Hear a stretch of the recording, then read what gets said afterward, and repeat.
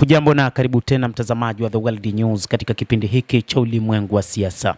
Naitwa Adam Hussein.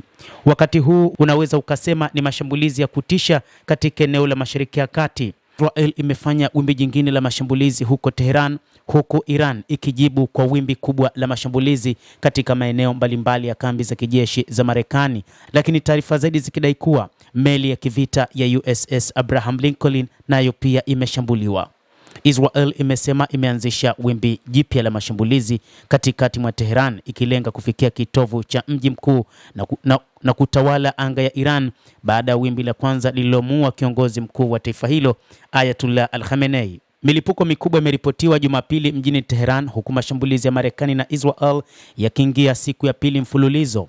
Jeshi la Israel limesema limefanikiwa kuvunja sehemu kubwa ya mifumo ya ulinzi wa anga magharibi na kati mwa Iran, hatua inayodaiwa kufungua njia kuelekea Tehran.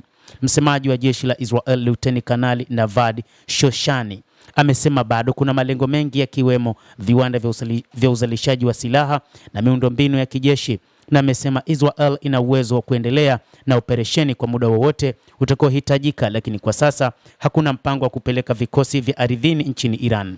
Waziri wa ulinzi wa Israel Katz ametaja kuuawa kwa Khamenei kuwa hatua kubwa na muhimu ya kimkakati.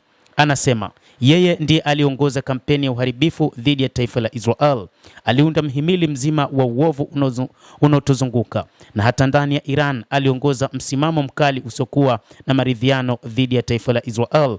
Kwa hiyo kuondolewa kwake ni hatua ya mabadiliko makubwa, pamoja na maafisa wengine wengi waandamizi na muhimu waliondolewa pamoja naye. Vyombo vya habari vya Iran vimethibitisha Ayatollah Al-Khamenei aliyekuwa madarakani tangu mwaka 1989 aliuawa akiwa ofisini kwake katika mashambulizi ya Jumamosi.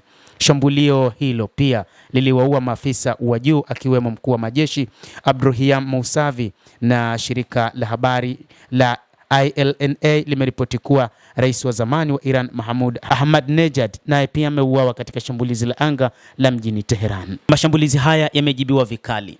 Iran imetoa majibu makali kwa kurusha makombora ya balistiki pamoja na drone kuelekea Israel na vituo vya kijeshi vya Marekani katika Ghuba.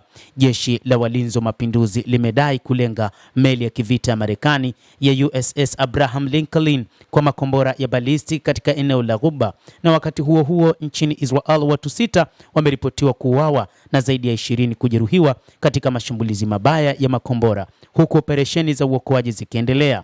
Kundi la Hezbollah la nchini Lebanon limetangaza kuwa liko tayari kukabiliana na Marekani na Israel, ingawa halijathibitisha kuingia rasmi vitani. Rais wa Lebanon Joseph Aoun amesema uamuzi wa vita ama amani uko mikononi mwa dola la Lebanon.